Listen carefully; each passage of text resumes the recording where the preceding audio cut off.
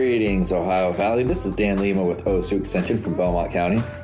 And this is Karen Cox from WVU Extension in Ohio County. Thanks for tuning in to Extension Calling, your source for research-based information for the farm, garden, and home.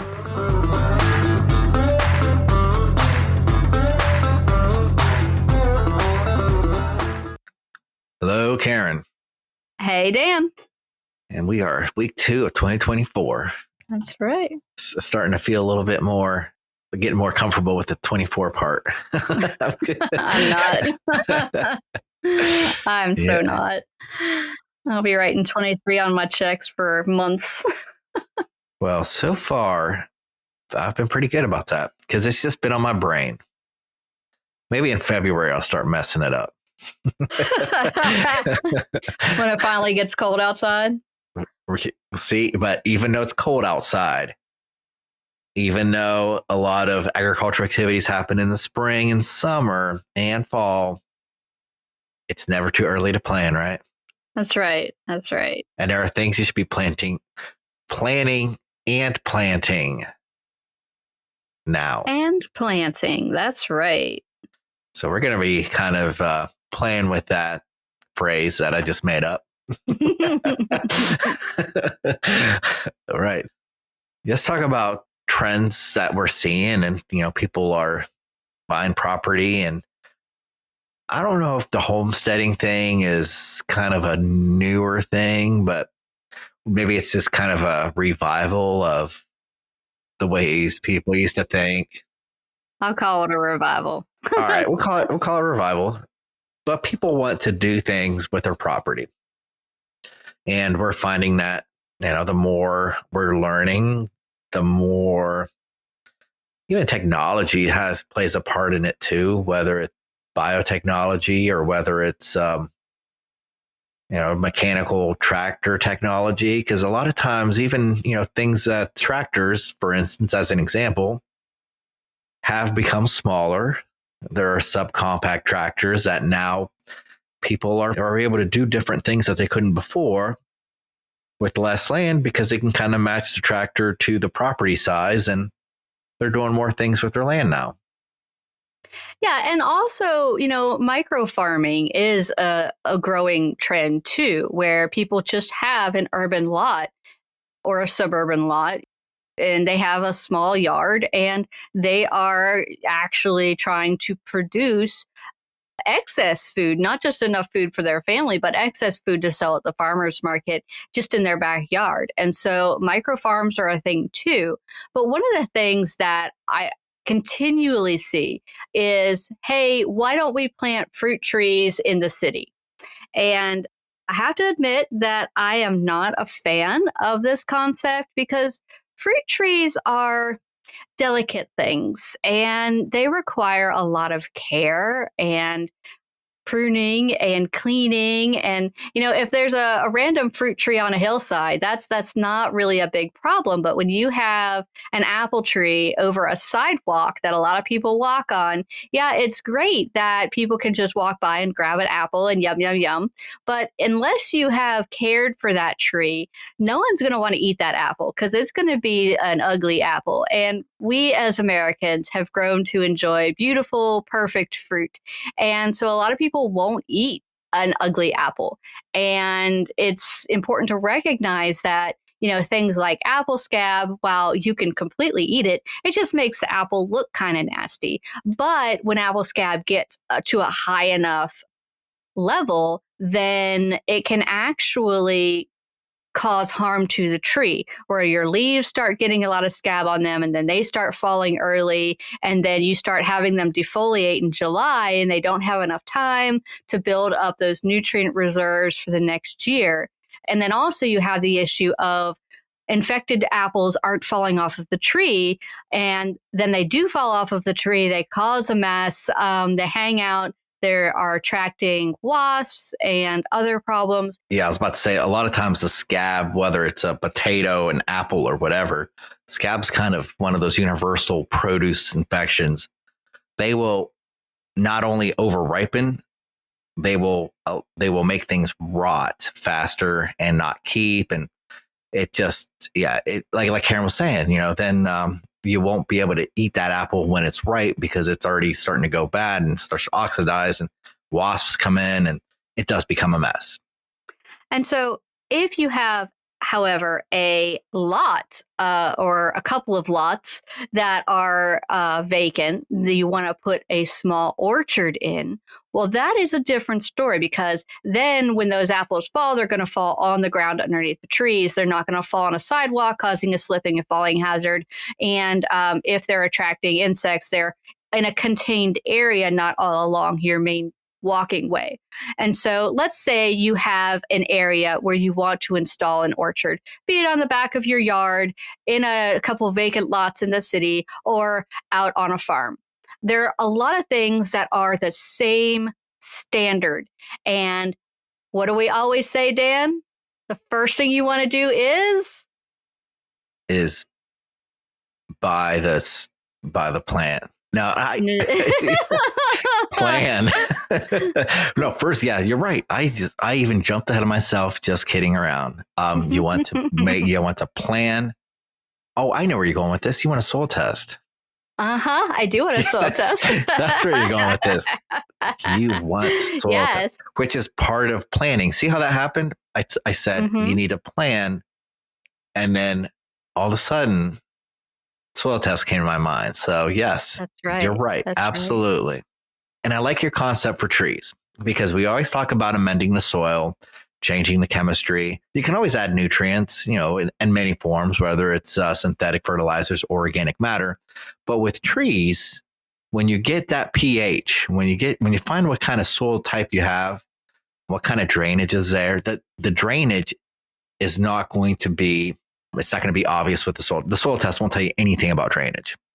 So so look at the drainage, know the site, do the soil test. And I like your concept of matching the tree with the pH, because you're not going to be amending for a tree.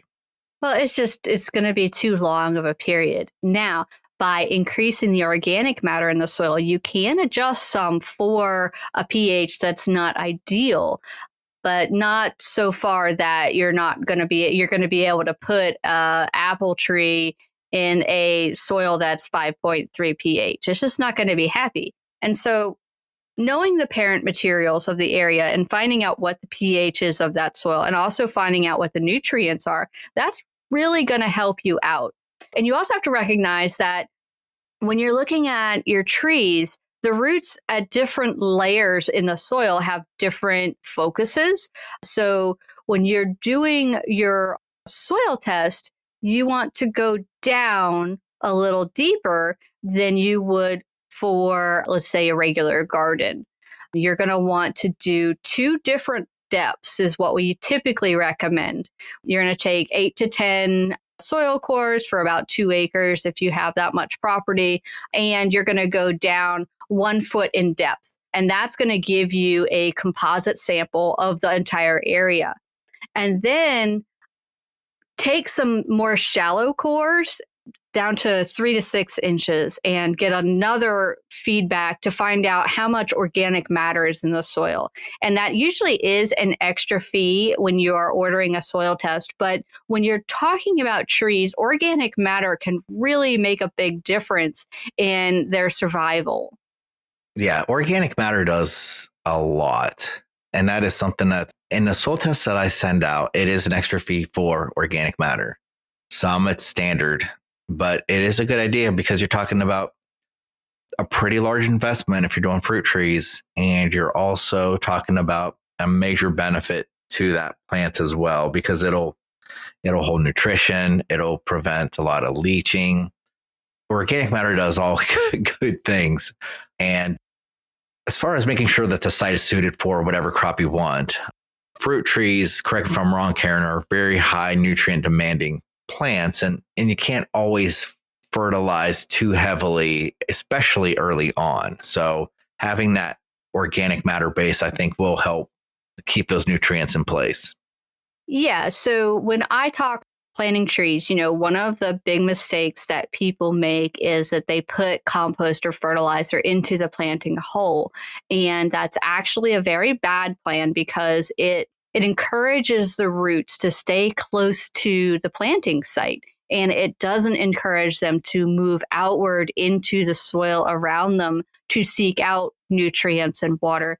So you do want to encourage those roots to go out and seek other nutrients outside of that area. So when you're looking at an orchard environment, ideally you're planting this 2 years ahead of time so that you can build up that organic matter in the soil, truck in some leaves and cut grass and things like that, and start to build up that organic matter and start improving that drainage in the soil. So if you notice that, let's say you're in that vacant lot situation and those lots have maybe some basements under them or they're not draining well, maybe installing some tiling or something like that to improve drainage for that area to make sure that those trees stay healthy. That could be something you can do, especially if you're planting way far out, which again is the ideal thing to do for an orchard. It also gives you time to manage some maybe perennial weeds that have been growing there and could cause a problem for your orchard if they grow up faster than your trees early on in the spring and don't allow your trees to get a lot of good sunlight, or maybe they're thistles and they're unhappy to walk through, things like that. Trying to control, especially if you have like bush honeysuckle or autumn olive. We have lots of publications about how to control those species. They can really put a damper on your starting orchard. I just kind of wanted to make sure like we show all the different scenarios.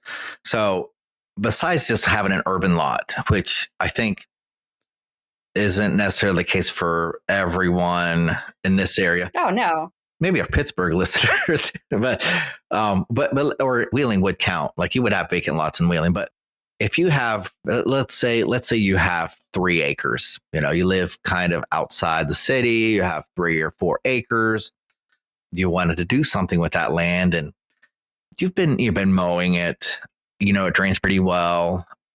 If you're in a situation where the environment will kind of suit that planting already,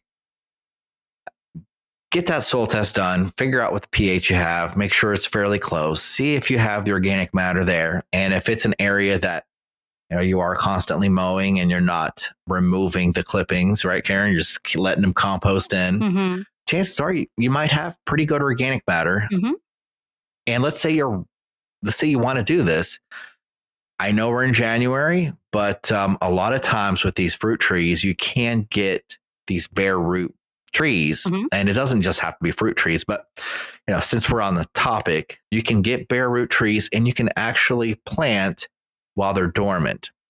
And I guess it's a good practice because you're less likely to stress the plant, but there are certain care that you need to do. One, make sure you plant at the right depth. And I know we've done shows on proper planting depth, but whether you have a grafted tree, which a lot of times we have in fruit trees or not, I want to say that that top root is still a great visual. Like you want to look at the flare, right? Mm-hmm. If the flare is not so obvious, especially in a bare root situation, I would say try to find the uppermost root and just barely just have that right at the soil line. Right at the soil line. Thank you. I was going to say the surface or just slightly in like subsurface, but obviously not deep at all. In fact, as you have stated before, the more shallow, the better. But if you're ready to go, like if all these things we're talking about, you're like, I've had this field, I've taken care of it. The weeds aren't bad. The soil's good. I've soil tested and you're ready to go. Understand that, especially with fruit trees, you're going to look at rootstock. And normally when you're looking at rootstock and it has a percentage number associated with it, that's typically associated with the full size of that species. So like if a rootstock is rated at 30 to 50%, that's 30 to 50% the size of the full grown apple tree, if that's what we're talking about.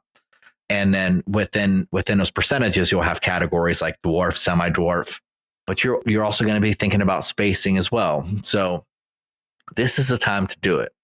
If you are ready to go and you know what size trees you want, we have guidelines for this. In fact, even if you're ordering from a reputable nursery, I want to say that reputable nurseries want you to succeed. They want you to go back and they want to say, hey, I got these trees, are great. They're from so-and-so.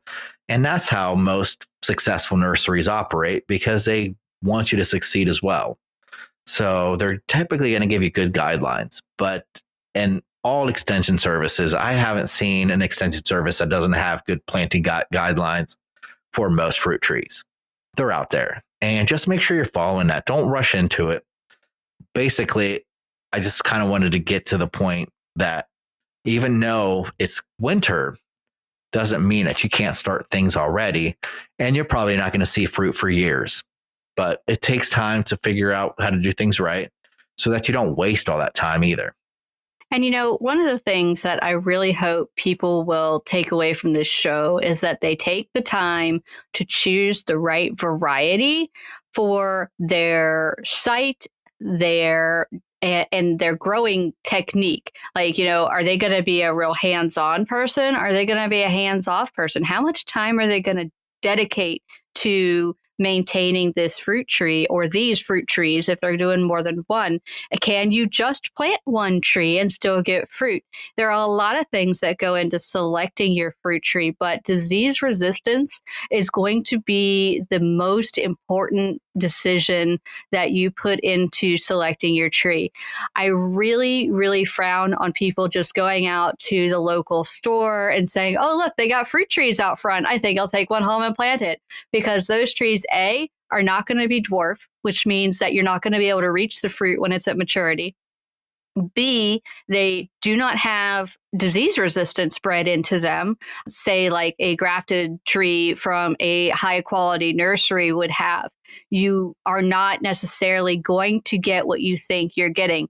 Those fruit trees that are full size and have no disease resistance bred into them, you are going to be getting more work than maybe you thought you would initially. You're like, yeah, I know it needs to be pruned. I'll take care of that. I'll just keep pruning this tree and keep it to the size I want.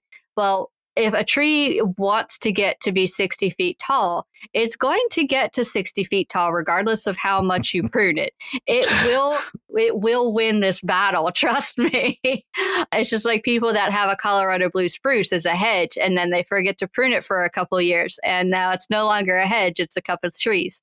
But you need to make sure that you are getting a dwarf or semi-dwarf tree, depending on what your practices are going to be. I really want to stress that. And look for disease resistance. Look for the time of year that the apples will become ripe.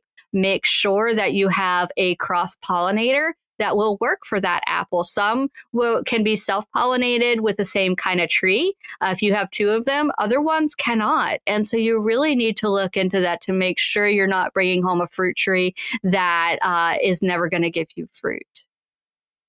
And diving further into the disease resistant part, there are times where varieties will have certain disease resistance, especially stuff like scab and powdery mildew. So you're not going to necessarily, if you're picking by varieties you like to eat, that could get you in trouble, especially if you're not going to take the time to grow that fruit. If we're talking about apples, I think the best example is the Honeycrisp, right? Everybody loves them. They're delicious. But they're hard to grow. But they are hard to grow. And they're very hard to care for. You have to have a lot of different fungicides in there. You might have to get into some insecticides as well, but usually it's the fungal diseases that usually take the fruit to a bad quality standard. But you have to make sure you know what you're getting into. On top of that, what Karen was saying about the rootstock, they're breeding rootstock now that are more and more disease resistant. So you can get hardier trees with the proper rootstock. And that might take some research, some conversations with the nursery that you're getting your stuff from. And like one of the things I was saying, I don't know if it was this show or the last show, everything's getting so blurred anymore. Technology, right? Technology is happening really quickly. We're in 2024, both in the biotech sense and also in the equipment we have available. The rootstock isn't just necessarily controlling the height of that tree, but it's also kind of starting to prevent some root diseases and other disease resistance traits that can be taken into the scion, so the top of the plant, to give you even a better chance of success. So cultivars are important to look at. Rootstocks are very important to look at as well. And you just have to figure out how much input you're going to have to put in there. There are certain diseases like fire blight, something that you see a range of resistance, resilience, susceptibilities, but I don't, even if you have something that's high resistant, doesn't mean that it's never going to be affected by fire blight, because you got to think about the disease triangle. And if the conditions are really, really good for that disease, even if you have something that's really, really resistant to it, it can still end up getting it if the environment conditions or the disease pressure is strong enough. We have great information on how to figure out what diseases are present when and when to spray for certain things. So, on top of that, just as you have an orchard and you see things happening, just have a journal so that what was the problem I was having 2 years ago? Maybe I should spray it for it this year. I'm saying 2 years ago because you might remember what happened last year, but you're not going to remember what happened 2 years ago unless you keep a log.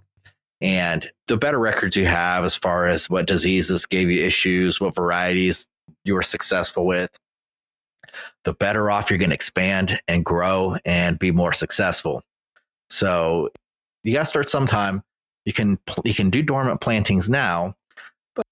But planning is more important than planting right now, just because you really want to make sure you get the right tree in the right place, right? I agree with you. Yeah. I'm saying even at the point where you feel like the drainage, the pH, and you've already selected the varieties that you think are going to do well in that area, both that you might like and that you are willing to put the work for. It's going to be something that you're going to keep learning as you go to. You're not going to just plan it and forget it. Yeah. That's where I was going with it. This is something that's going to keep evolving as it matures. Right. Yeah. And, when you're thinking about your varieties, thinking about the flavor and what ones you like over others, you also want to consider the storage of that particular apple or peach or whatever you're growing, because some of them store a lot better than others. You can look at Gold Rush, for instance. It's immune to scab. It's resistant to mildew. It's a early to mid-November ripener, and it's not an apple that you want to eat right off the tree. It's something you want to store for 2 months and then eat. And so it's a really good apple to have for, let's say, a winter market. If you have an indoor farmers market and you want to have apples for that to pull out in February when people are just really desperate for something that's fresh, that would be an ideal one for that. But if you look at, say, even a Crimson Crisp, go from the Gold Crisp to a Crimson Crisp, you still get some good resistance for apple scab and rust diseases and powdery mildew, but it's susceptible to fire blight, but it's going to mature a lot earlier and mid to late September. So it's really good for those fall farm festivals and things like that. But it does store for 6 months. Whereas you can get another version of an apple that only stores for 2 months and you got to eat it right away, or some that just don't keep at all. They just turn into mush and they're gone. So you want to think about the storage capability and where are you planning to use or sell these apples, and how is that going to affect your management and maintenance on these trees? Yeah, one of the things we're saying about an apple that you can't keep for too long, it's that Lodi apple. My wife loves the Lodi apples, and you got to we basically, if we're buying a big box of Lodi's, someone's making applesauce. Yeah, it's all going to pies. It's like a pie applesauce marathon because what we've learned is if they sit around even for a couple weeks, they start to crack and they start to dry, and then you just can't.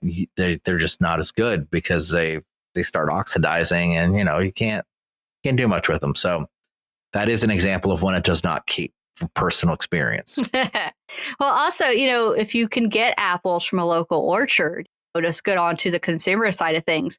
Buying apples from a local orchard, those apples are going to keep a lot longer than something you buy at a grocery store because they are fresher. Now, the ones you get from the grocery store have been treated with a wax coating to help prevent oxidation so that they'll keep longer, but they have been harvested a couple of months or a year ago. So it's been a while since they've been harvested. And remember, as we're looking at produce, every day after harvest, it's losing a little bit more nutrients. And so those fresh local foods are going to not only taste better, but they're also going to be better for you. I was about to say, like, the nutrient content might decrease after harvest, but the taste, on the other hand, the earlier you pick something, the less ripe it is, the less taste it's going to have, at least the less good taste it's going to have. Mm-hmm. That's why you go to a local orchard and, those apples are just like, wow, the genetics don't change. Because it's local, they can pick them fresher, or I'm sorry, they can pick them more mature. Mm-hmm. And that means that they're just going to have more flavor. So that's something you have to understand. The genetics hasn't changed, but the way we pick them and ripen them has changed a lot. Right. And so recognize that a fruit tree is an investment of time and effort. And if you think that you can just put a fruit tree in the ground and have fresh fruit without any effort, then you're really better off just going to the farmer's market for that fruit. But if you are willing to put in the time and effort associated with the fruit tree and prune it properly, and now is a great time to get out there and prune your trees, but prune it properly and make sure that you are protecting it from diseases. Make sure it's fertilized properly so that it can resist the diseases on its own, and generally take good care of it. Then you can have a whole lot of really awesome fruit to enjoy and share with your friends and family. Let us know if you've used any of the information you've gained from our show. Once again, you can reach us directly. You can call Karen at 304-234-3673. That's 304-234-3673. Or you can reach Dan at 740-695-1455. That's 740-695-1455. Thanks for listening to Extension Calling. This show is a collaboration between OSU Belmont County Extension Educator Dan Lima and WVU Ohio County Extension Agent Karen Cox. If you'd like a transcript of this show, contact us at the office. Also, let us know if you enjoy the show by ranking us on your podcast app.